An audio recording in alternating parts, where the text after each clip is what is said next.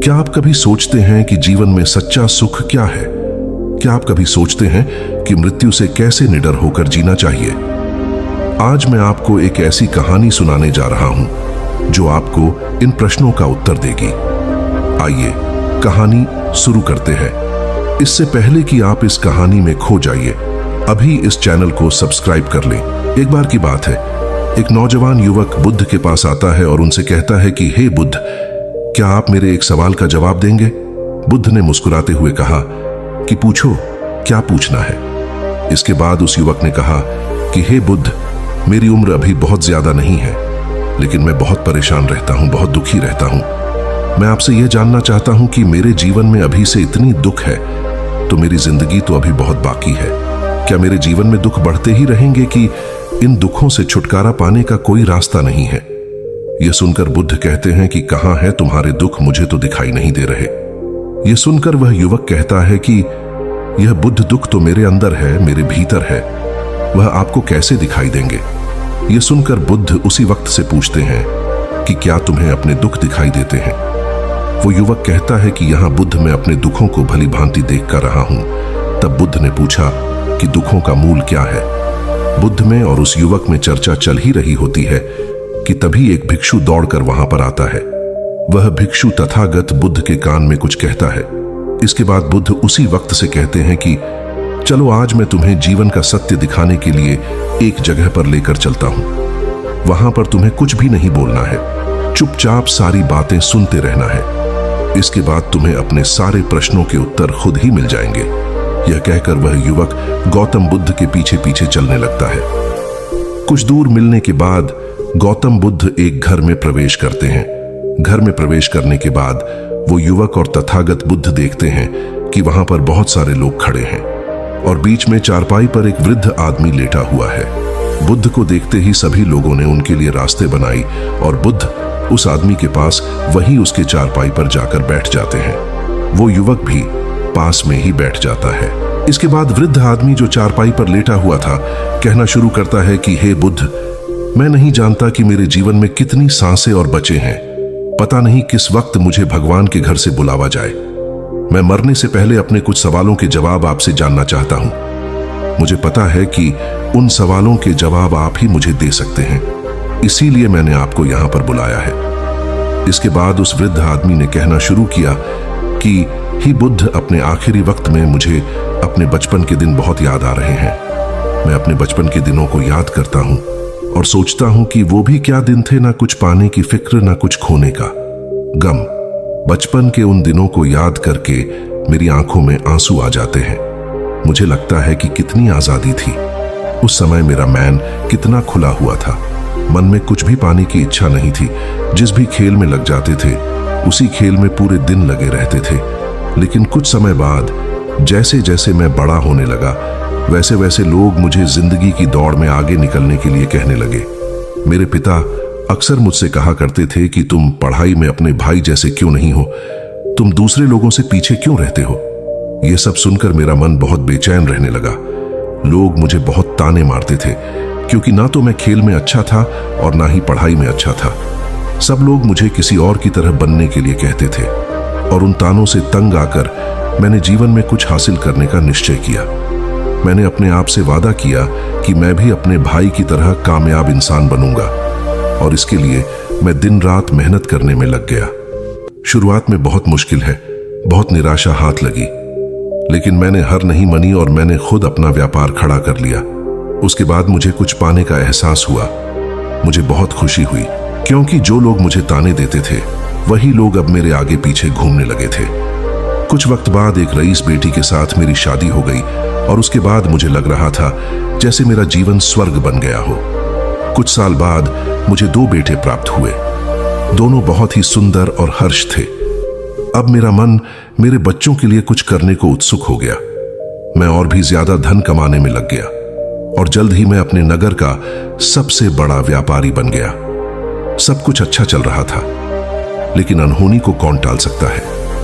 एक दिन अचानक मेरी पत्नी मुझे छोड़कर चल गई। इससे मुझे बहुत गहरा सदमा पहुंचा। मैं कई दिनों तक अपने घर से बाहर नहीं निकला। मेरे बेटे मुझे हिम्मत दे देते कि पिताजी माताजी तो नहीं रही और जो हो चुका वो वापस नहीं आ सकता। लेकिन हम दोनों भाई आपका हमेशा साथ देंगे, आपकी हमेशा सेवा करेंगे। आपको किसी बात की कोई चिंता करने की आवश्यकता नहीं है। और धीरे धीरे मैंने भी अपने मन को समझा लिया कि अब तो मुझे अपने प्रिया पत्नी के बिना ही जीना पड़ेगा। इसीलिए मैंने अपना मन अपने बेटों के साथ जोड़ लिया। उनकी खुशी में ही मुझे खुशी होती थी, उनके दुख में ही मुझे दुख होता था।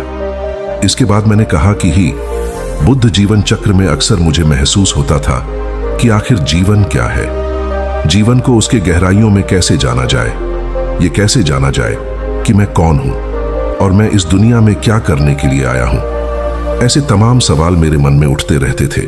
और मुझे आपके बारे में भी पता चला कि बुद्ध ऐसी ध्यान की प्रणालियों बताते हैं जिससे जीवन का मतलब समझा जा सकता है। लेकिन मैं हमेशा सोचता रहता था कि पहले मैं अपने जीवन से दुखों और परेशानियों को दूर कर देता हूं, उसके बाद ध्यान में मैं अपना पूरा मन लगाऊंगा। और यही सोच सोच कर मैं कभी ध्यान नहीं कर पाता था। धीरे धीरे वक्त भी तरह और आखिर में उम्र ढलने के बाद में बीमार पड़ गया। वैसे मेरे जीवन में कोई कमी नहीं रही। मेरे बेटों ने मेरा अच्छा साथ दिया, मैंने जीवन में बहुत कुछ हासिल भी किया। लेकिन अब मैं अपने जीवन में अगर पीछे मुड़कर देखता हूं तो मुझे एहसास होता है कि मेरे बचपन के दिन ही सबसे प्यारे दिन थे। तब उस आदमी ने बुद्ध से पूछा, मैं चंद मिनट का मेहमान हूं, यह मैं जानता हूं, लेकिन क्या कुछ ऐसा सूत्र मुझे बता सकते हैं जिससे कि मैं सुकून से मर सकूं, मेरे मन के सारे सवाल जवाब शांत हो जाएं और मैं जीवन का असली मतलब समझकर मर सकूं। यह सुनकर बुद्ध ने कहा कि हर इंसान को बचपन के दिन प्रिय क्यों होते हैं, क्योंकि उस समय उसे कोई भी चिंता ही नहीं रहती। वो आजाद होता है, उसके मन में कोई लालसा नहीं होती, जिस काम में भी लग जाता है उसी में मग्न हो जाता है। लेकिन जैसे जैसे इंसान की आयु बढ़ाने लगती है वैसे वैसे उसकी इच्छाएं, उसकी कामनाएं दिन ब दिन बढ़ती जाती हैं। और इसीलिए अक्सर इंसान भविष्य की तैयारी में लगा रहता है या फिर अतीत के बारे में सोचता रहता है और वह वर्तमान में जीना भूल जाता है। और वहीं अगर हम किसी छोटे बच्चे को देखें तो उसके लिए कोई भविष्य या कोई अतीत नहीं होता, उसके लिए बस वर्तमान होता है। और इसीलिए वो वर्तमान में पूरा आनंदित होकर रहता है। तुमने अपना पूरा जीवन अपनी कामयाबियों, अपने बेटों, अपनी पत्नी और अपने भविष्य की योजनाओं में ही बिता दिया। और तुम हमेशा यही सोचते रहे कि पहले मैं अपने जीवन को व्यवस्थित कर लेता हूं और उसके बाद सत्य की खोज करूंगा, उसके बाद ध्यान करूंगा। लेकिन हम यह भूल जाते हैं कि कल कभी नहीं आता, भविष्य की योजनाएं कभी पूरी नहीं होती। जब एक योजना पूरी होती है तो हमारा मन दूसरी योजनाएं बना लेता है और इस प्रकार जीवन चक्र चलता रहता है। और अब आखिरी समय में जब मृत्यु तुम्हारी सैया पर लेटी हुई है तो तुम्हें एहसास हो रहा है कि मैंने जीवन में कुछ भी हासिल नहीं किया। अब तुम्हें लग रहा है कि जो भी तुमने किया उसमें से तुम एक सुई भी अपने साथ नहीं ले जा सकते। अगर यही बात तुम उसे वक्त समझ लेते, मृत्यु कभी निश्चित होकर नहीं आती, वो तो कभी भी आ सकती है। अगर ये बात उसे वक्त तुम्हारा मन समझ लेता तो तुम उसी वक्त ध्यान और सत्य की खोज में लग जाते। तुम कोई ऐसी चीज खोजने की कोशिश करते जो तुम्हारे साथ जा सके, जो तुम्हें परिपूर्णता से मरने का मार्ग दिखा सके। उसे वृद्ध आदमी ने हाथ जोड़कर बुद्ध से कहा कि बुद्ध, यह तो मैं जानता हूं कि मुझसे गलतियां हुई हैं, मैंने अपने जीवन को सार्थक रूप से जिया ही नहीं और इस बात का मुझे बहुत गहरे में एहसास हो चुका है। लेकिन मैं आपसे फिर से वही सूत्र जानना चाहता हूं कि क्या मैं अभी परिपूर्ण था के साथ नहीं मर सकता? क्या मुझे अभी सत्य की कोई झलक नहीं मिल सकती? यह सुनकर बुद्ध ने उसे आदमी का बहुत सहलाते हुए कहा कि अब तो एक ही सूत्र समझने लायक रह जाता है और वो सूत्र ये है कि तुमने जीवन में जो कुछ भी पाया या जो कुछ भी खोया वो सब यहीं पर छोड़कर चले जाओ। उसे अपने मन के साथ जोड़कर मत ले जाओ। अपने मन में यह भाव पैदा करो कि तुमने अपने जीवन से बहुत कुछ सीख लिया और वास्तविकता में तुमने अपने जीवन में बहुत प्रगति की है, क्योंकि तुमने यह जान लिया है कि जीवन में कुछ भी सार्थक नहीं है और यह जानना भी बहुत बड़ी उपलब्धि होती है। लोग जीवन भर जीते जीते मर जाते हैं, लेकिन उन्हें जीवन की निरर्थकता का कोई पता नहीं चलता।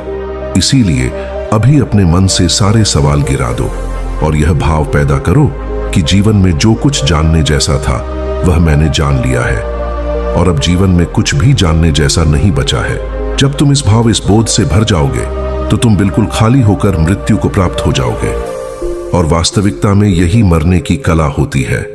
हमने जीवन में जो कुछ भी पाया, जो कुछ भी खोया, वो इसी दुनिया का था और वह यहीं पर रह जाएगा।